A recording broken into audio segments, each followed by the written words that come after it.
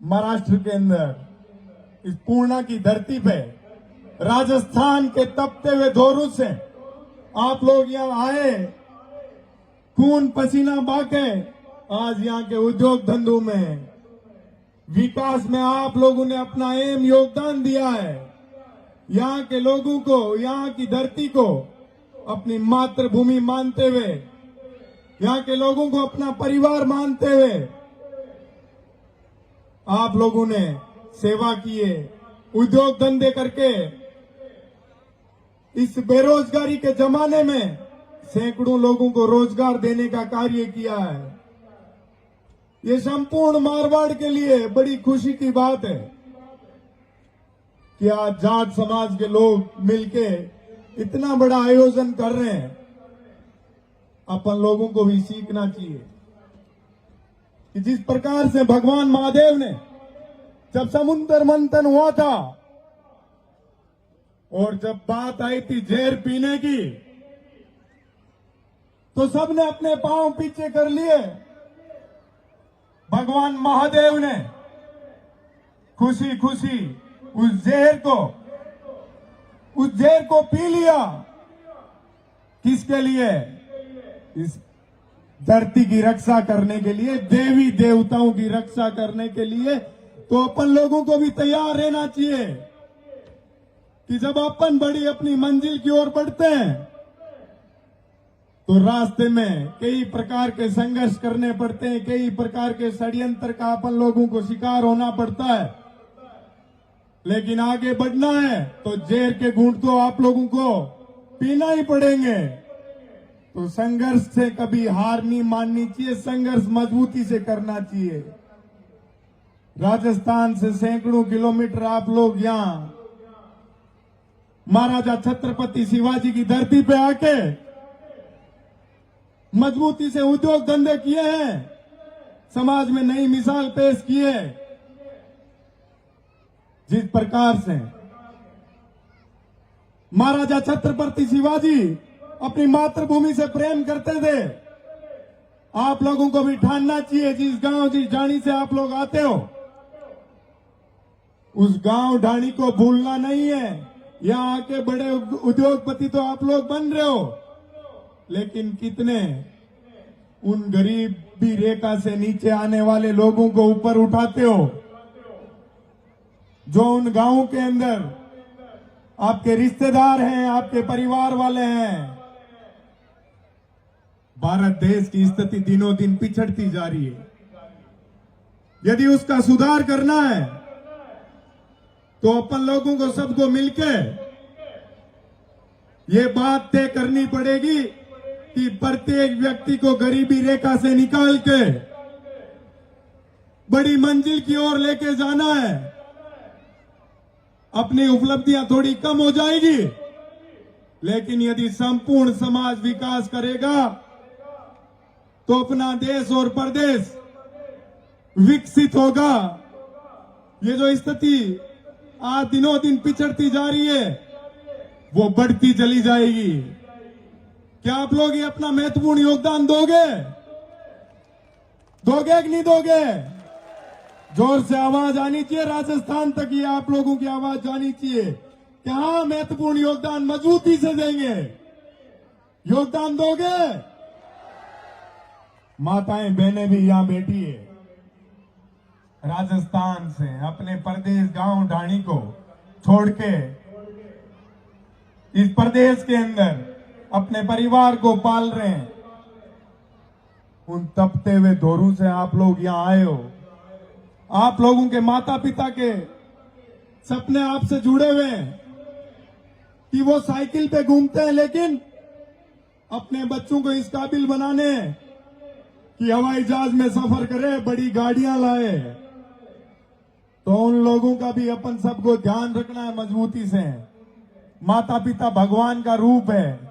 आज ये कलयुग का जमाना है। गांव ढाणियों से लोग जाते हैं, बड़े उद्योगपति बन जाते हैं।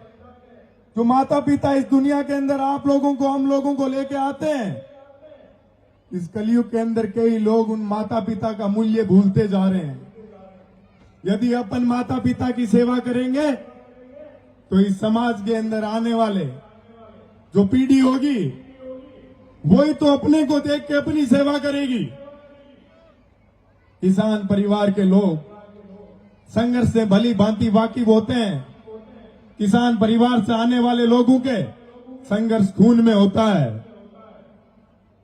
तो अपन लोगों के यदि संघर्ष खून में है तो अपने को आज जरूरत किस चीज की है? अपनी ताकत को जगाने की। लोकतंत्र के अंदर जनता भगवान का रूप होती है। तो अपन सरकारें आती है, सरकारें चुनी जाती है। अपन लोगों को सोचना समझना चाहिए कि सरकारें किस प्रकार की होनी चाहिए। आम जन के लिए, कमजोर वर्ग के लोगों के लिए जो सरकार कार्य करती है उसको अपन लोगों को लंबा चलाना है। मजबूत व्यक्ति तो अपने हक की लड़ाई खुद ही लड़ लेगा। जरूरत किसको है आज के समय में? समाज के अंदर उन लोगों को जरूरत है जो गरीबी रेखा से नीचे आते हैं, जो मजदूर है, कमजोर वर्ग से आते हैं। उन लोगों को मजबूत करने का कार्य करना है।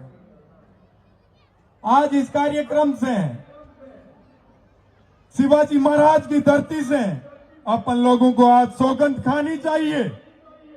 संपूर्ण युवा शक्ति को ठानना चाहिए कि अपन अपने गांव के, प्रदेश के, देश के उस युवा पीढ़ी को आगे लाने का प्रयास करेंगे जो बेरोजगारी से पीड़ित है। उनको रोजगार देने का कार्य करना है। यदि देश के अंदर रोजगार मजबूत स्थिति पे रहेगा तो देश की हालात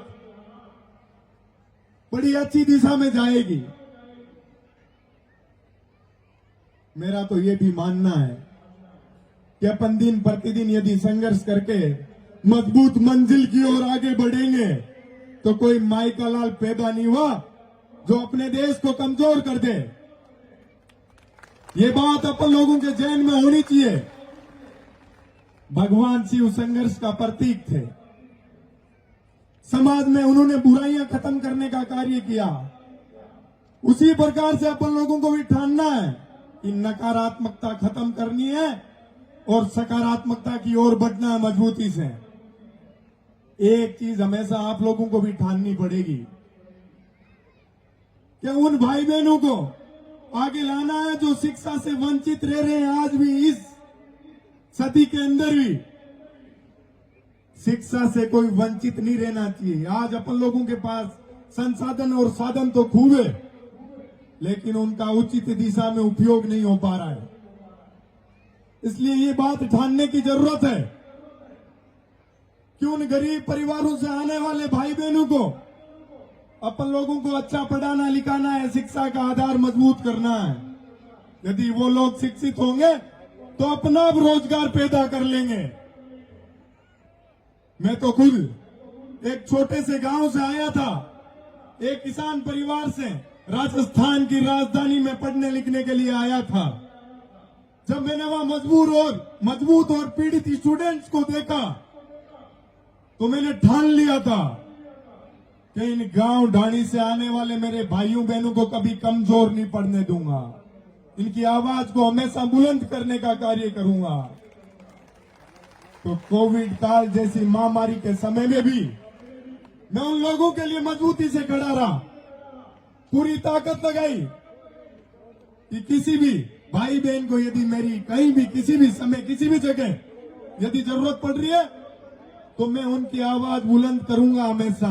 और मैंने की तो उसका परिणाम ये रहा कि जब मैं चुनाव लड़ रहा था तो किसी संगठन का या किसी बड़े राजतंत्र का सदस्य नहीं था मैं।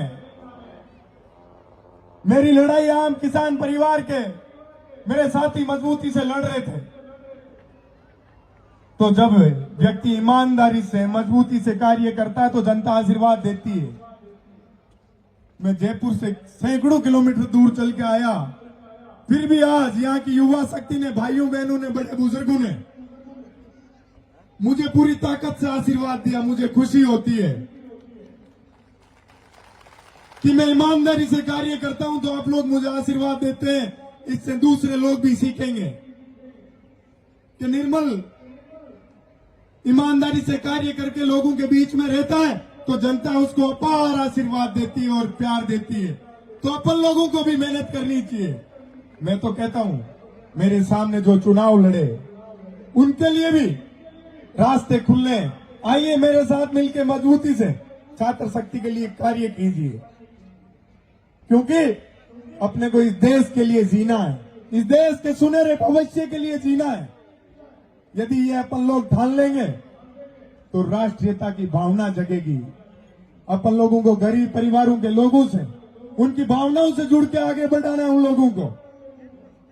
साथियों, जब मैं पूना आ रहा था तो राजस्थान के अंदर भी मेरे आज 4-5 कार्यक्रम थे। तो उन लोगों ने कहा पूना में तो आपका एक ही कार्यक्रम है, यहां रह के हम लोगों के बीच आइए। तो मैंने उनको कहा आप लोगों के बीच तो हमेशा आता रहता हूं मैं।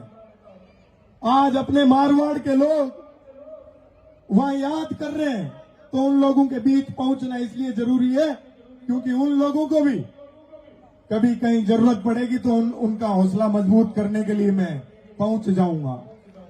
मेरे को ताकत मिलती है आप लोगों के आशीर्वाद से, और यदि आप लोग मेरे ऊपर मजबूती से आशीर्वाद रखोगे तो उस गरीब तबके से, कमजोर वर्ग से आने वाले प्रत्येक मेरे भाई बहन की आवाज को मैं हमेशा बुलंद करने का प्रयास करूंगा।